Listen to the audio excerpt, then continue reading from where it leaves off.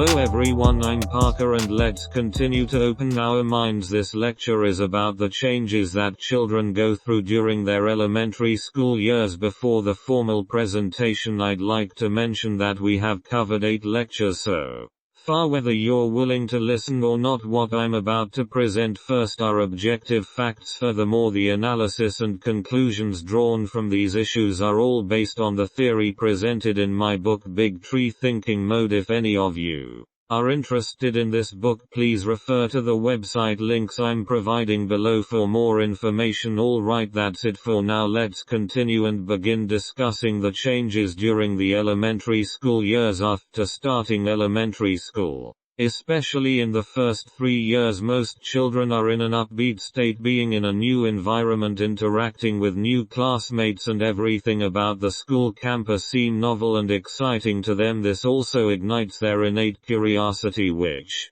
is a normal state. As for a few individual cases in between, I won't go into explaining those as they are indeed the minority. I'm focusing on the situation for the majority. Of course, during this time there start to be changes in emotions as well, mainly stemming from learning. Formal education begins in elementary school with standardized textbooks marking the entry into this phase of learning. In the beginning there might be a sense of curiosity and things generally go well, especially in the initial stages. Most parents are also able to provide some guidance to their children, so issues during this period are not significant. However, there may be some early signs of certain behaviors in children during this time. They primarily exhibit the following characteristics. First, they tend to be playful because they are curious about everything. They want to touch and play with everything. This is a normal phenomenon. As parents, we should understand this behavior as normal, otherwise they wouldn't be children.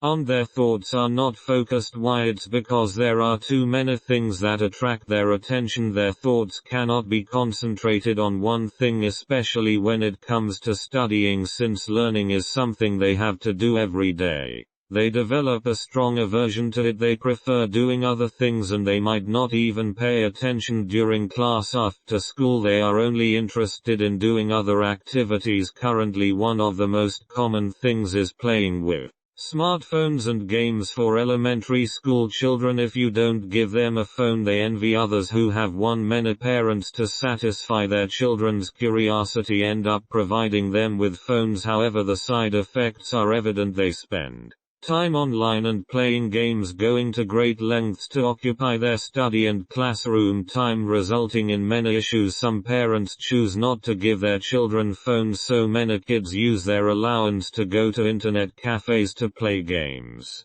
Almost all parents have experienced that during their child's elementary school years. Teachers frequently contact parents. There's no way around it because children have a multitude of activities and curiosities that are often quite peculiar. Talking about a child's curiosity, it's not a bad thing. We must understand it correctly. Many things arise from curiosity and some are good while others are not. The question lies in how to guide children, as it's not realistic or possible to eliminate their curiosity about the things around them. If a child were to achieve that, they would be considered foolish. So curiosity itself is a natural trait of children and we shouldn't suppress this nature. Moreover, curiosity is the source of children's intellectual development. Additionally, a sense of comparison becomes more pronounced by the time they reach elementary school. Comparisons regarding parents' pickups, cars, family affluence, pocket money and more have become increasingly significant. Apart from curiosity and a comparative mindset, a sense of honor has turned into vanity, and this mindset has also reached a crucial stage. Hence, at this stage children are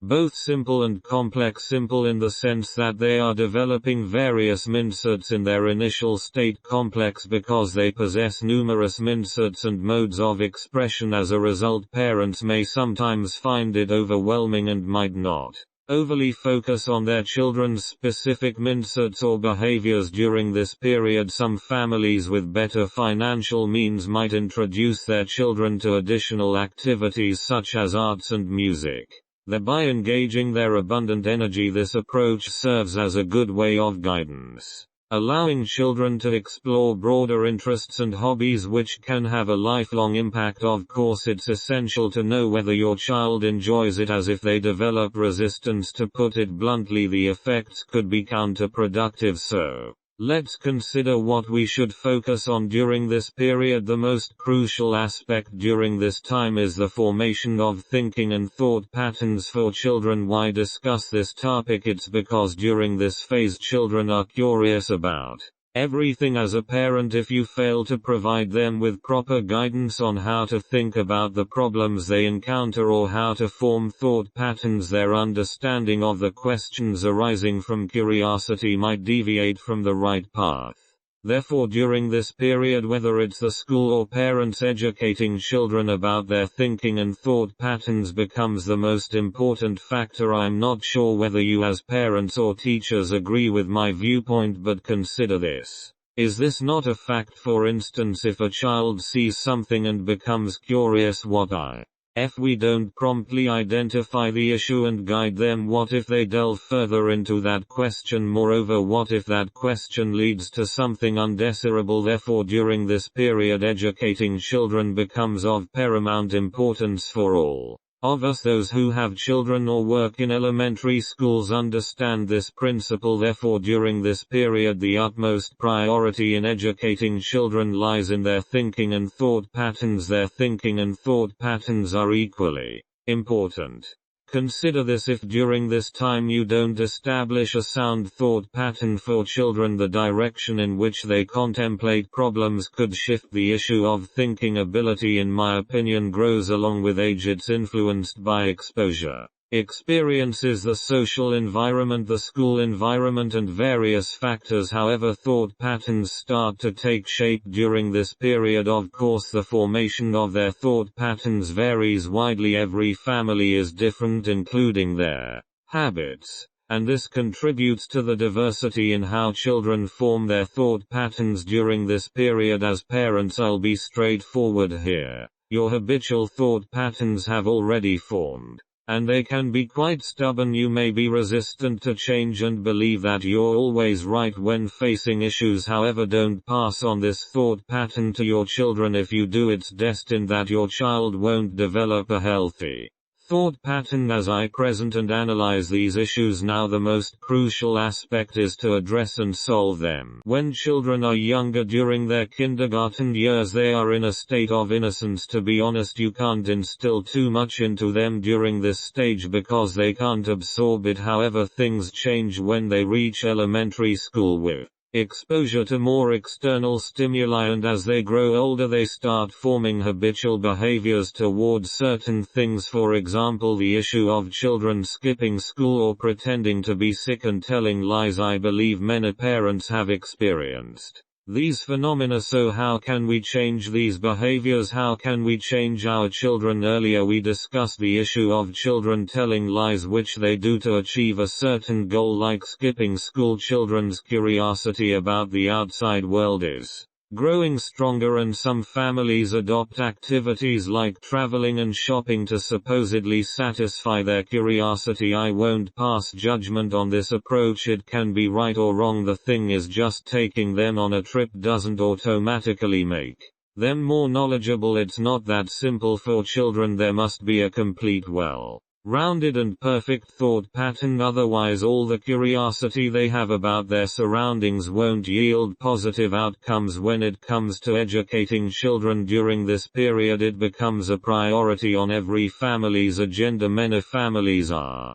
involved in picking up and dropping off children from school, keeping an eye on them to prevent them from picking up bad habits outside, and being parents can be quite exhausting. Therefore, most parents tend to place their hopes for their children's education in our schools and teachers. However, teachers can't replace the role of family and the bond between parents and children during this period. Children still depend on their parents, and their emotions are relatively pure, focusing on family ties. Therefore, teachers and schools can't entirely dominate their education during this time. Consider whether this is a fact. During this period, children have a strong on their parents, and their relationship with their parents is usually quite harmonious. In all honesty, there are very few cases where children in this age group have a poor relationship with their parents. Very few many children have harmonious relationships with their parents, and some even like to ask various questions to their parents due to their curiosity. When they ask these questions, they are not testing you. Don't assume that they have grown up and looked down on their parents. They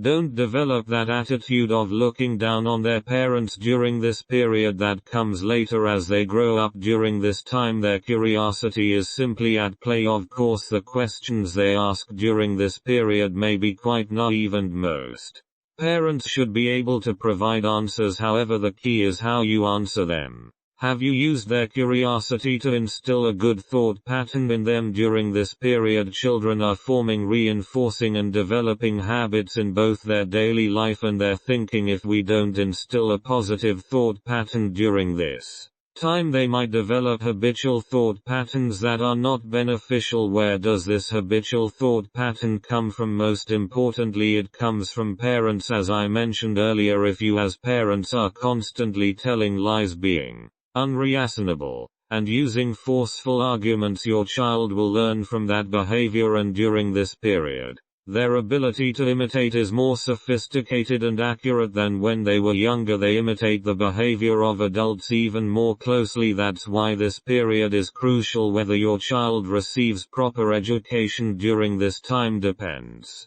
entirely on the parents, not the school. I'm not trying to shift responsibility here. The reason is that during this period, a child's mindset and emotions are primarily influenced by the family, not the school. During this time, children may not have many close friends. It's not feasible because the relationships they form with some classmates are primarily based on shared interests and hobbies rather than deep emotions. They are still in a naive state. Therefore, the focus during this period is on the family, its atmosphere and environment. The behaviors, language and attitudes of parents are extremely crucial at this stage. The influence on the child during this time can last a lifetime. Emphasizing specifically during this period, children imitate the behavior and language of adults very seriously. Moreover, their vanity is displayed intensely during this time, especially after the second grade of elementary school. Children are exposed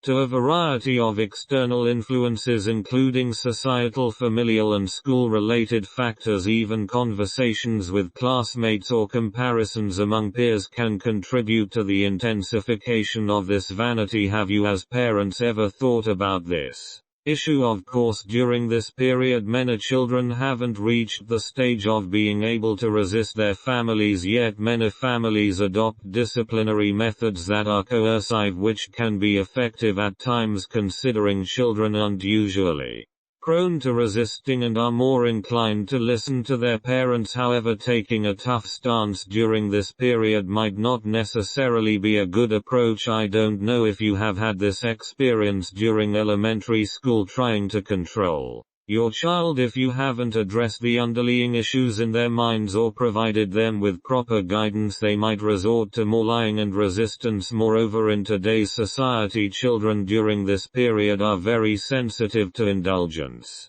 excessive gaming and other superficial aspects of society. I wonder if any of you have had this experience. Children quickly pick up on negative aspects of society, and trying to reason with them or encourage them to pursue positive paths often seems futile. Why is that? It's because these superficial phenomena are easily observable. When you talk about someone working hard and achieving success, they can't see it right yet. A group of troublemakers indulging themselves in excess seems attractive to them, and they envy how well they appear to be doing in society. Children at this age are inherently psychologically immature and vulnerable. Their limited capacity for understanding makes them quickly accept curiosity-driven interests without discerning right from wrong.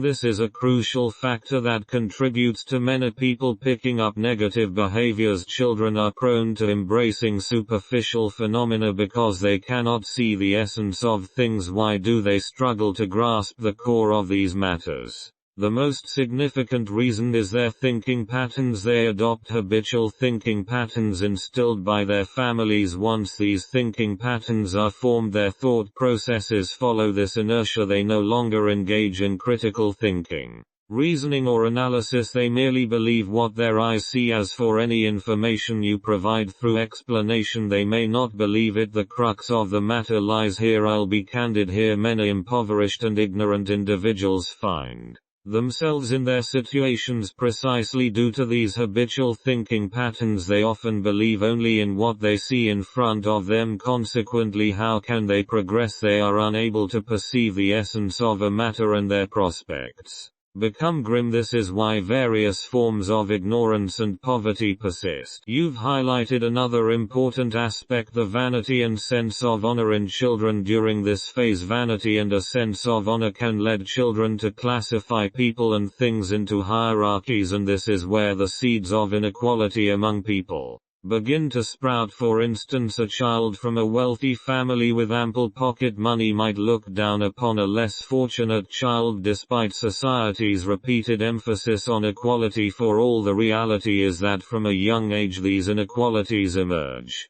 Starting with these feelings of vanity, a child in the 3rd grade, upon seeing a beggar on the street and a tough-looking individual associated with the underworld, will likely have distinct reactions. If you ask the child, they might tell you that they look down on the beggar because they appear poor and dirty, while they might admire the underworld figure with gold chains, wealth, socializing abilities, and the ability to smoke and drink. Once these habitual thought patterns take root in a child's mind, let me tell you, it won't just lead to academic underachievement, it has the potential to undermine their entire life. Absolutely. During this phase, children tend to believe only what they can see with their own eyes. They have a strong tendency to dismiss the positive messages and ideals you try to convey to them. They are more focused on what they observe in their immediate surroundings. In school, there might be classmates who excel academically but come from less affluent backgrounds, while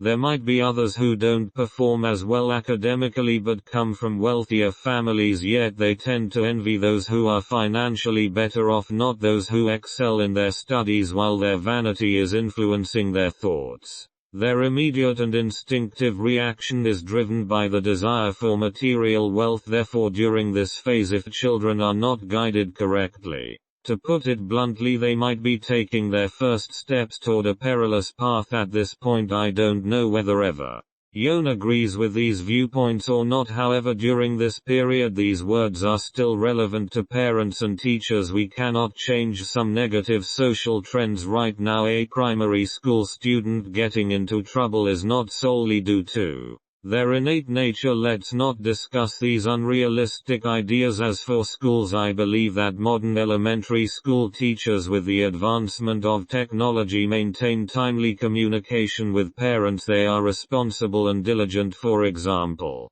if your child skips class or doesn't attend, the teacher will directly contact the parents and inquire about the situation. They are genuinely accountable. Therefore, during this period, the real burden of education falls on the shoulders of these parents. I'm not sure if everyone understands this statement, but you can't avoid it. I also don't mean to absolve teachers of their responsibilities. I believe that during this period, as parents, if you can truly provide your child with a positive thought pattern education and gradually guide them to analyze, deduce and reason through curious questions and encountered problems based on this thought pattern, then if your child accepts and forms this way of thinking, their future will undoubtedly be bright. As for the grand tree theory of thought, I explained it before the lecture. Whether you believe it or not, or whether you enjoy listening to it or not, doesn't matter. But what I've shared is based on facts. If children don't have a solid thought pattern, they won't know how to approach problems. They will only rely on what they've been taught or the habitual thought patterns influenced by their families. What will the outcome be no one knows, so I'd like to say that those who can attend this lecture should have a sense of responsibility towards their children. Friends who are interested in my lectures, please click to subscribe and click on the little bell. At the same time, the links to the Big Tree Thinking Model Theory ebook and the Big Tree Thinking Model and Junior High School Mathematics lectures are here below. Friends can click on the link to watch related free lectures. Thank you all.